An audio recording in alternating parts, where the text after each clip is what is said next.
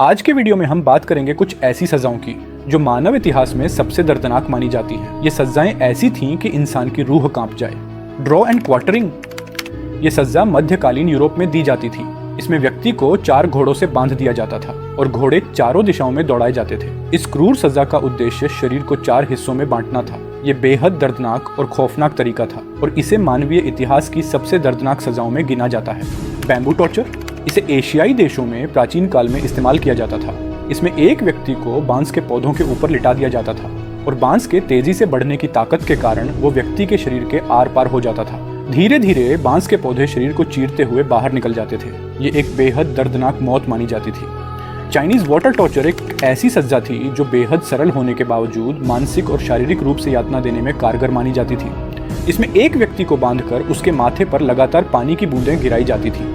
शुरुआत में ये बूंदें एक सामान्य अनुभव लगता था, लेकिन धीरे धीरे ये व्यक्ति की सहन शक्ति को तोड़ने लगती थी। बूंदों का निरंतर गिरना मानसिक तनाव और घबराहट पैदा करता था और व्यक्ति को ऐसा महसूस होता था जैसे सिर में कील ठोकी जा रही हो। जूडस क्रेडल एक लकड़ी या धातु का पिरामिड आकार का उपकरण होता था। इसमें पीड़ित को उसके हाथ पैर बांधकर पिरामिड की नुकीली चोटी पर बैठा दिया जाता था। शरीर का सारा भार धीरे धीरे उस नुकीली चोटी पर पड़ता था, जिससे असहनीय दर्द होता था।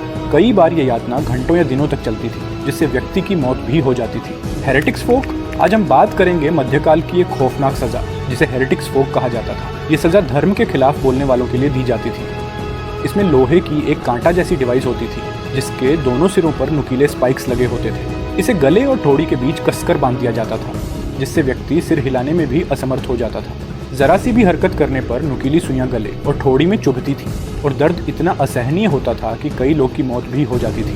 दोस्तों, ये थी दुनिया की कुछ सबसे दर्दनाक सजाएं। समय बदलता है, समाज बदलता है, लेकिन मानव इतिहास की ये सच्चाइयाँ हमें सोचने पर मजबूर करती हैं कि कितनी क्रूरता से इंसानों ने एक दूसरे को सजाएं दी हैं।